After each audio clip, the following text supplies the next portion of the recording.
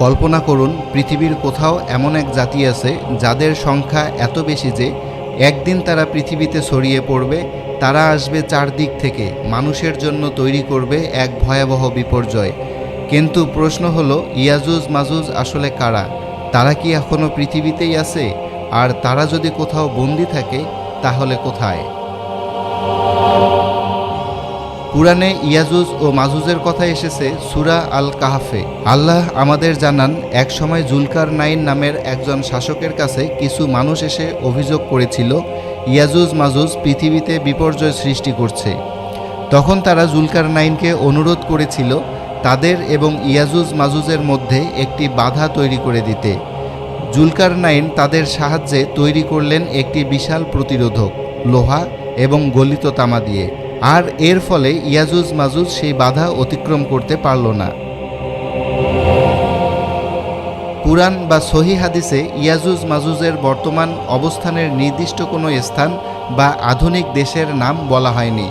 তাই ইন্টারনেটে প্রচলিত তারা অমুক পাহাড়ে আছে, তারা অমুক দেশের ভেতরে বন্দী, অথবা এই দেয়ালটাই জুলকারনাইনের দেয়াল, এসব দাবিকে নিশ্চিত ইসলামী সত্য হিসেবে বলা ঠিক নয়।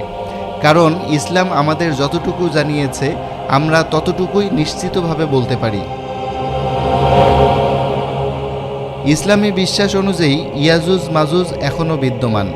রাসূলুল্লাহ সাল্লাল্লাহু আলাইহি সাল্লামের হাদিসে তাদের ভবিষ্যৎ প্রকাশের ব্যাপারে বিস্তারিত বর্ণনা এসেছে।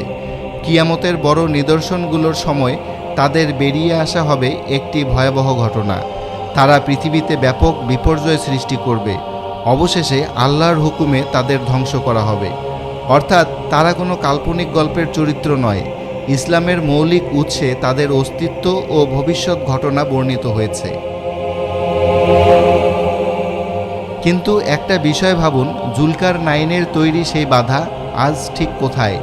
আমরা কি সেটি দেখতে পাচ্ছি, নাকি পৃথিবীর এমন কোনো অজানা অঞ্চলে এটি রয়েছে যার অবস্থান আল্লাহ আমাদের জানাননি?